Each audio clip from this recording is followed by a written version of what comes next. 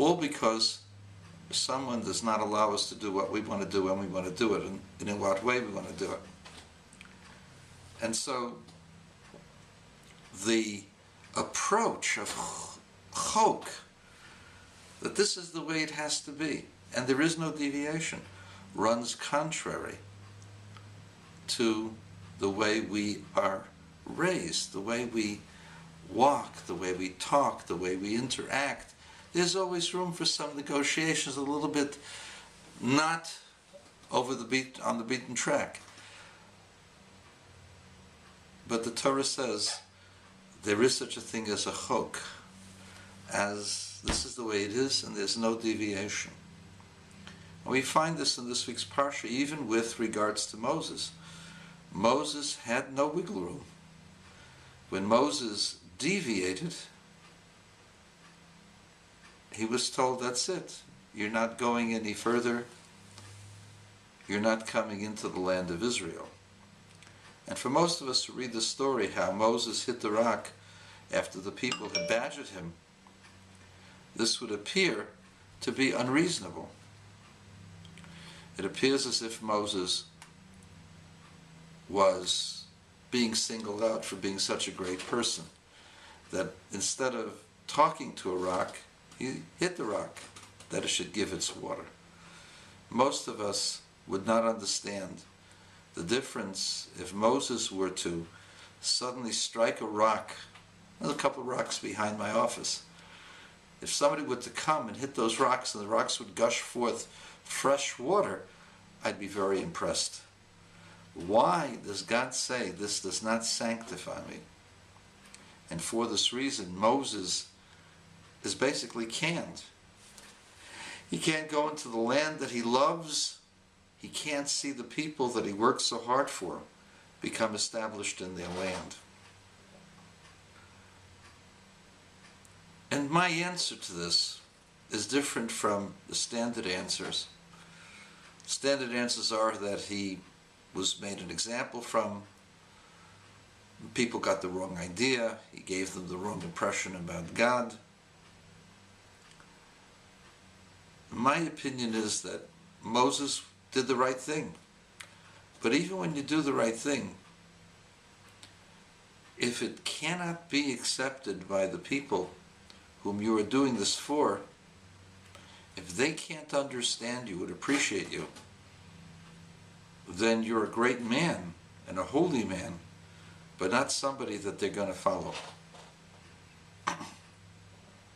This is also congruous with the concept that Rabbeinu HaKodesh says in chapter 2 of Pirkei Avot, that what is the path that a person should choose? What do you mean, what path should I choose? You have to choose the Torah. What's the question?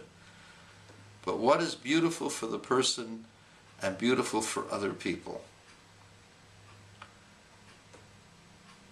I see a lot of people who describe the greatness of other people,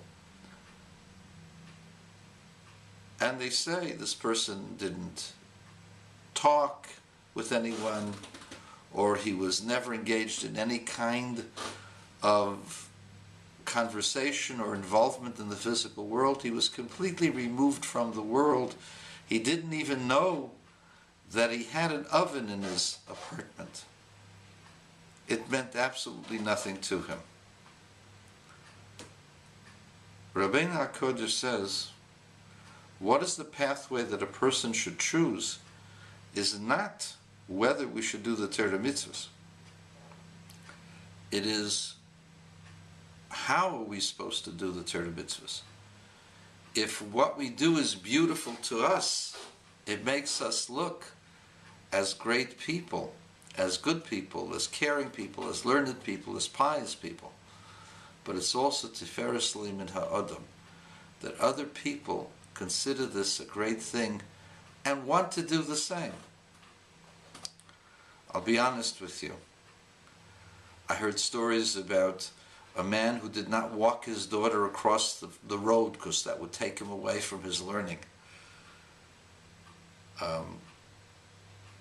That person was so immersed in his learning, didn't know what exactly was in his house.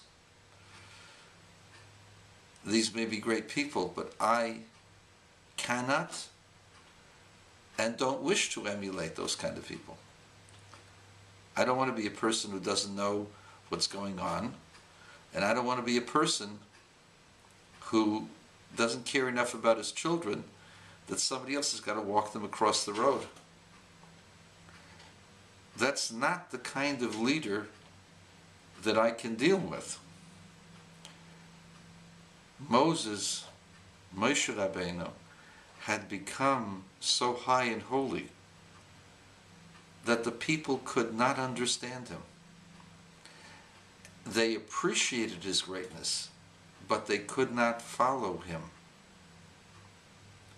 He was upset that they had a lack of faith, and so he hit the rock to show that really the one who's supposed to get hit are the people who are so insolent, making such demands and being so, having a lack of understanding and appreciation. He just lost his beloved sister and he was trying to sit Shiva for an hour. He couldn't even have that amount of privacy. They got him out of Shiva so that they could have water. They needed it now.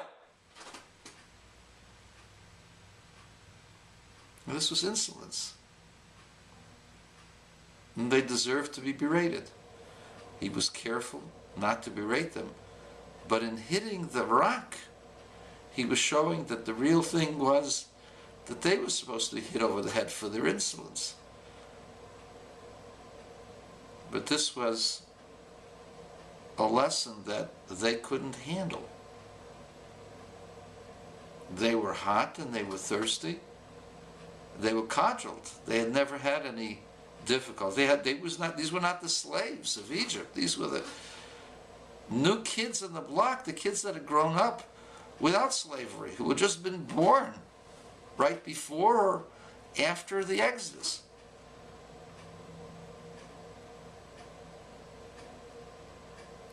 People who are cudgeled can't deal with a tough guy as their leader. You need more compassion. And even though Moshe Rabbeinu had compassion, they didn't see it at that point. And they had lost faith in him as their leader. And that's what God was saying. And that's why the Lubavitcher Rebbe was such a great leader. To the Rebbe, there was nothing more important than learning of Torah. Even when he was forced to go to school, because the previous Rebbe wanted him to be complete in secular studies as well. Most of his time, even during lectures, was studying, was with a book.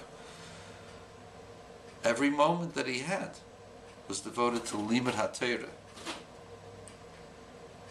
But the Rebbe knew what was going on, cared about each individual, worried about them, that they should do the right thing and they should be healthy and happy.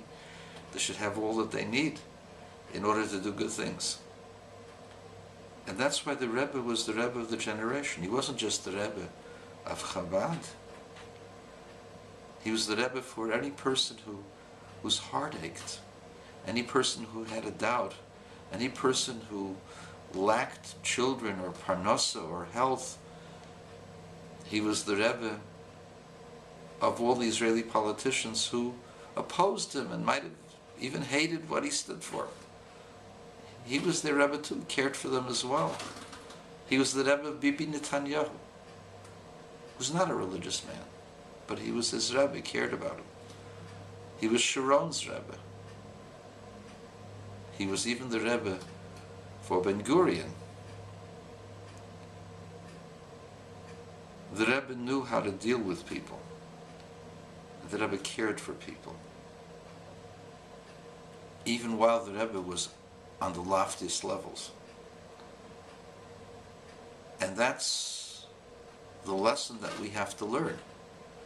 That as high and holy as a person is, we have to never forget about those around us, that they might need us, that might need a hand.